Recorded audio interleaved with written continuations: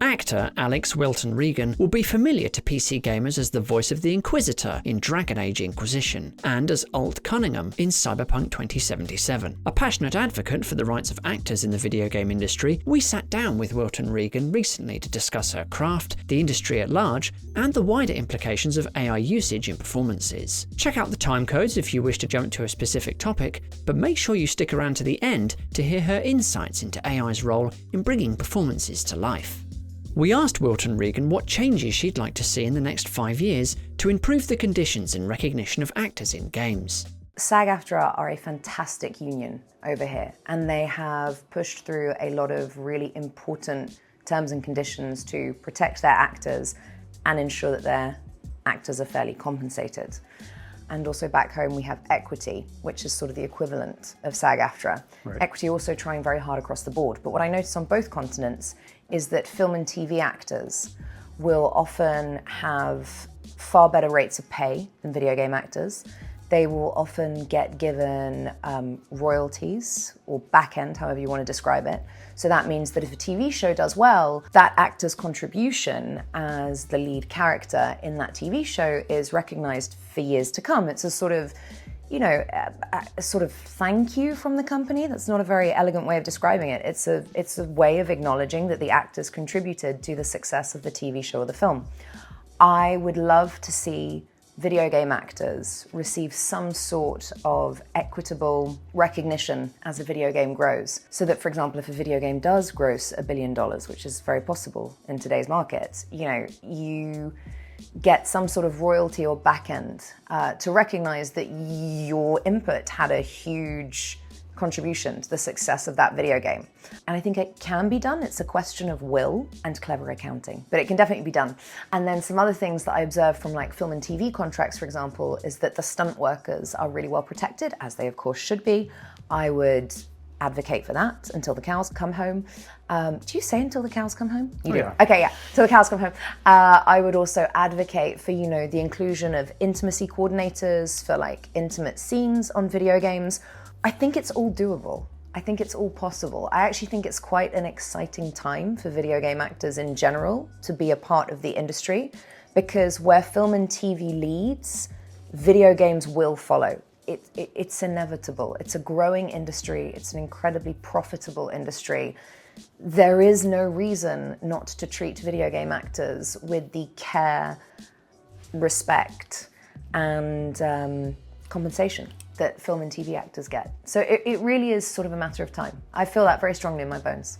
Wilton Regan has previously talked about a high-level executive critiquing her performance as a female character as too strong and coming off like a bitch. We asked her how she felt about strong female character archetypes in gaming and her experience of portraying them. It was really interesting. It was the only female video game executive that came to me and said, I'm just worried. I'm just a little bit worried that she's coming across as a bitch.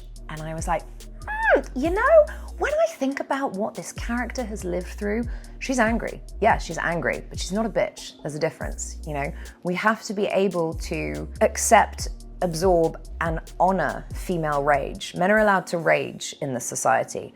Women are not allowed to rage. Women are not allowed to be angry, but of course we do. We feel the same way that men do. Of course we get angry, we care, we grieve, we love, these are big emotions that women go through.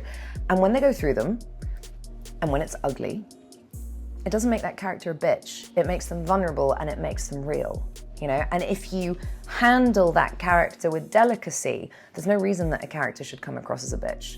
She just comes across as human, Now, of course, you could be playing a woman that was particularly bitchy. But that's a different character, It was quite a sad moment, actually, that it was a woman that came up and questioned this, and I don't know why she felt the need to say that. It was many, many years ago, and I don't think that people would say the same thing nowadays.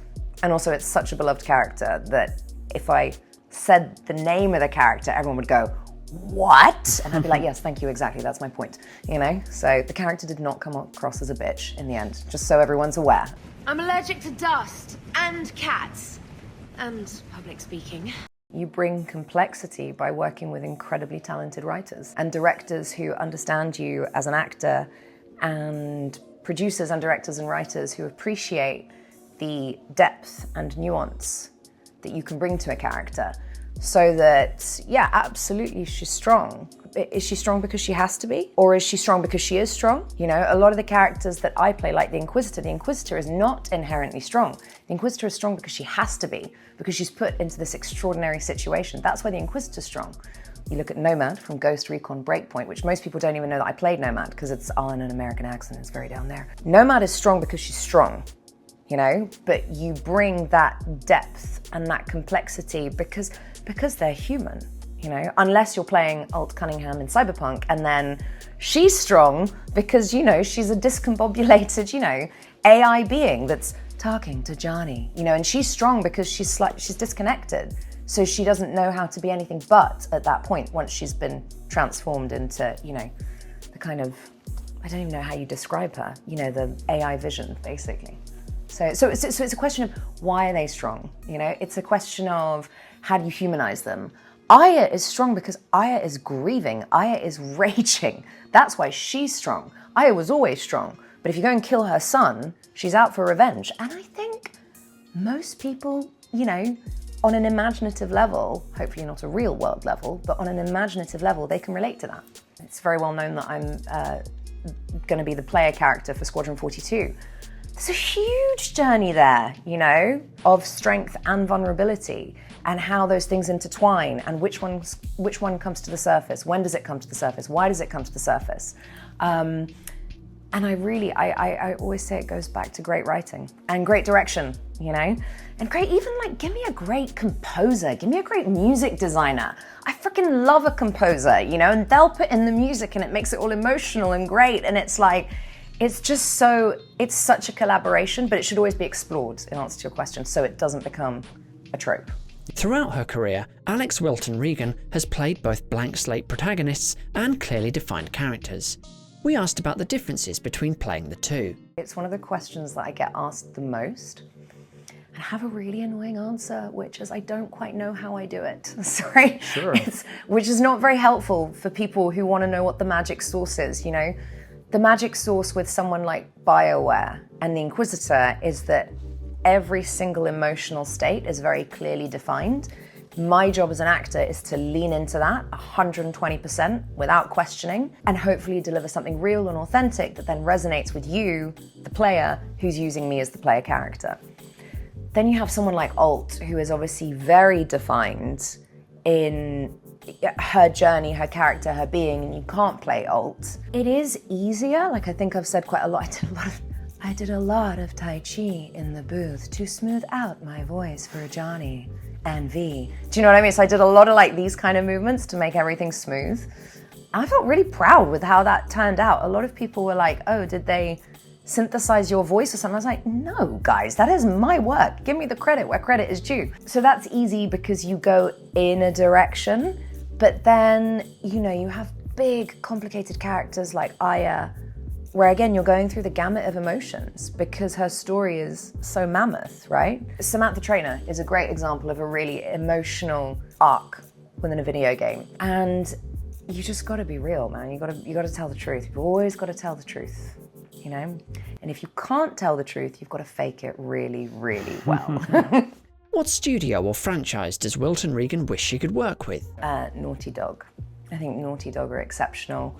I think they have incredible leadership. They have incredible writers, which I've talked about, you know, being very kind of attracted to. They have incredible storytelling. I would love to join the Naughty Dog family. I've gone on public record and say it. I would love to join the Naughty Dog family. Who else? I'd love to go back and work for Remedy Games because they also do, you know, big, beautiful storytelling, which I'm really into. I mean, clearly RPGs are my thing. That's quite obvious to see. But I feel very lucky to be working with all of the companies that I am working with at the moment, you know? My working relationship with Cloud Imperium, who are making Squadron 42, has gone on for nearly 10 years now, you know? And I love them and we have our little routine, and so I feel very lucky to be working with the people that I'm working with as well. Wilton Regan has talked before about how meaningful it can be portraying characters of different identities. We asked if that larger social purpose comes into the performance itself. I wouldn't say that I necessarily have fans in mind, but, you know, I was raised in a very socially progressive household in London. I was raised to be culturally aware. I was raised to be interested in politics and how that impacts people on an everyday level, how political landscaping and choices, you know, does impact people's lives, how the moral choices that we make in our everyday lives, all of us, how does that impact the people around us? I'm just quite a conscious person of the world, and I feel very grateful for that. I feel very grateful for that upbringing because, of course, that's given me a huge lens in which to observe humanity through, right? So that you get all of this juicy information, which you can bring into character and character portrayal. So whilst I wouldn't say that, for example, playing an LGBT character, I wouldn't say that that's like a tick box for me or a bucket list thing that I want to do.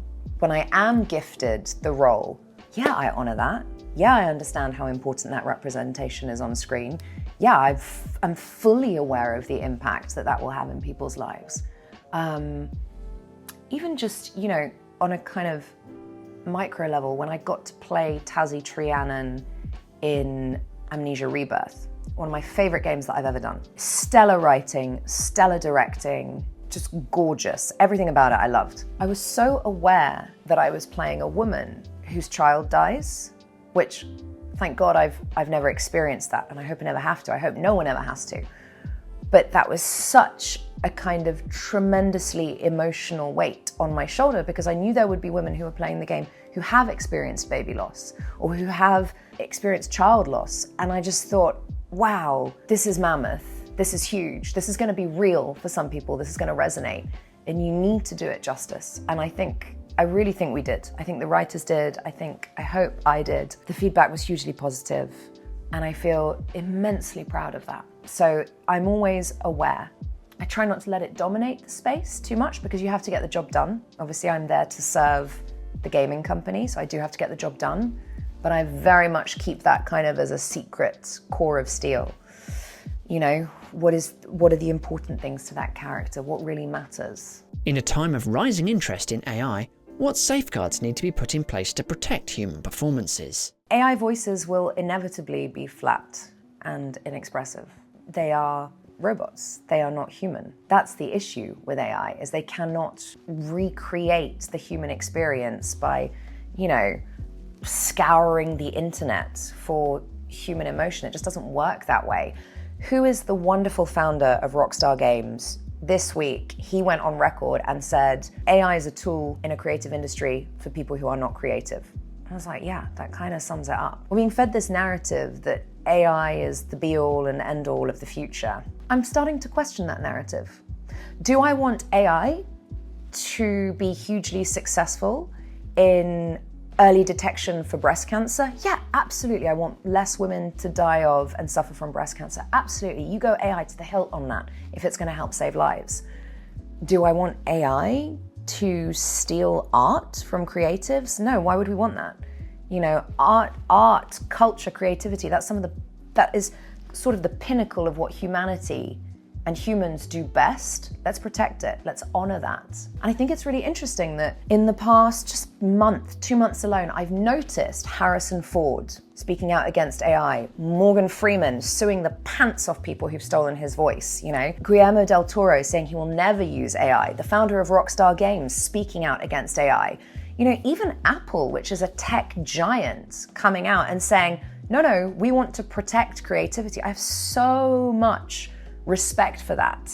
And I'm actually really excited to work with companies who do protect me, who do protect their artists. You know, I'm very lucky that I can get AI riders into a lot of my contracts, but I'm also fascinated and humbled by how generous those companies actually are with me and how these writers have spent years in the writer's room building like the perfect scene. They've got the animators to put it together. They don't want it going through a machine. Those developers, they're living for the day to get on a PCAP stage and see an actor bring it to life.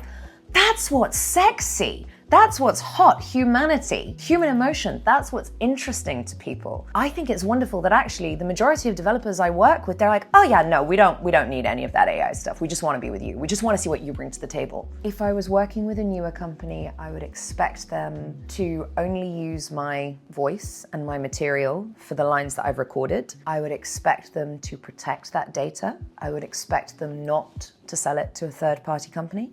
I would expect them not to run it through a LLM, you know.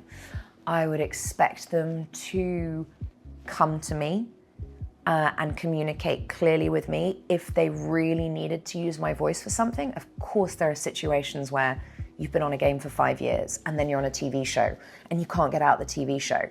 So absolutely, if you need to use my voice in an ethically sound manner, absolutely, that's about clarity. You're coming to me, you're telling me the truth about what you're using my material for that I've generated. You're giving me control to say yes or no. You're asking for my consent. Consent is always sexy, guys. It's a big word, but it's true, you know?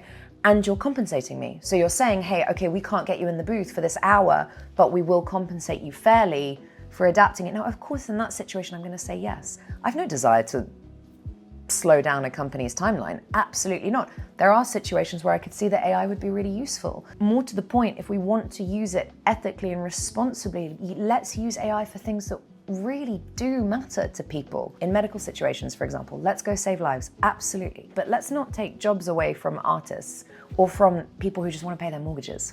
Thanks to Alix Wilton Regan for this fascinating chat, and to you for watching. For more in-depth interviews like this, subscribe to PC Gamer.